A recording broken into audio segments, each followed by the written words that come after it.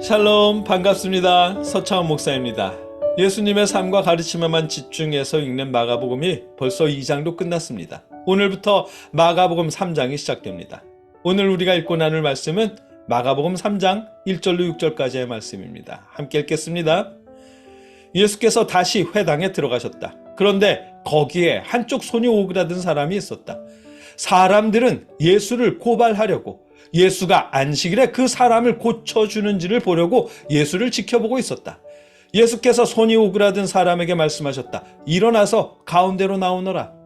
그리고 예수께서 그들에게 말씀하셨다. 안식일에 선한 일을 하는 것이 옳으냐? 악한 일을 하는 것이 옳으냐? 목숨을 구하는 것이 옳으냐? 죽이는 것이 옳으냐? 그들은 잠잠하였다.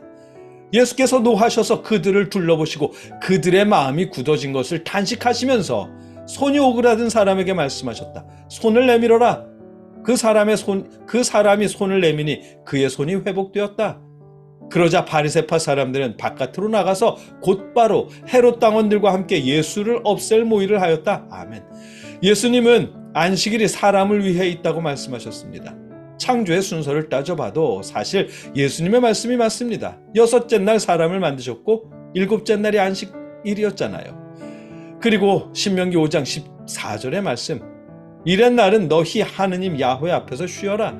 그날 너희는 어떤 생업에도 종사하지 못한다. 너희와 너희 아들, 딸, 남종, 여종뿐 아니라 소와 나귀와 그 밖의 모든 가축과 집안에 머무는 식객이라도 일을 하지 못한다. 그래야 내 남종과 여종도 너처럼 쉴 것이 아니냐. 아멘. 그래야 내 남종과 여종도 너처럼 쉴 것이 아니냐라는 이 말씀에 비춰봐도 안식일은 사람을 위해서 하나님이 만드신 날이 분명한 듯합니다.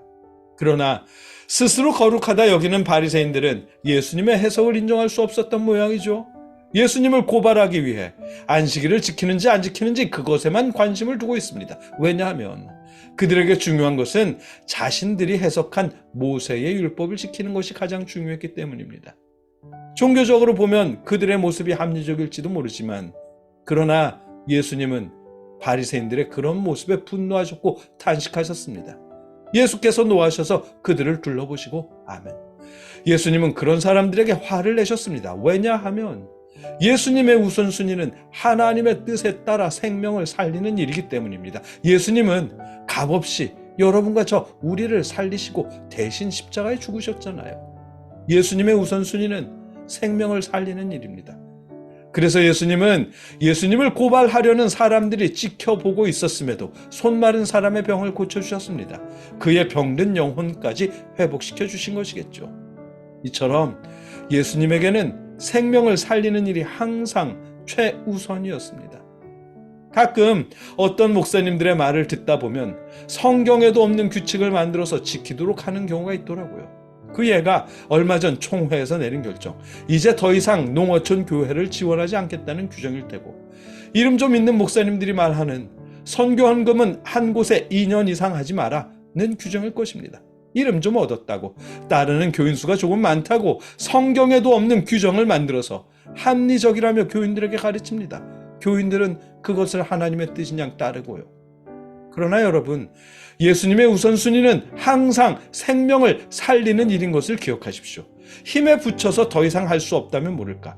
합리적인 규정이라며 목사님들의 가르침을 따르지는 마십시오.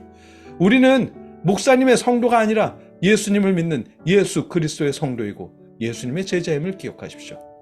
예수님의 우선순위는 항상 생명을 살리는 일이었습니다. 함께 기도하겠습니다.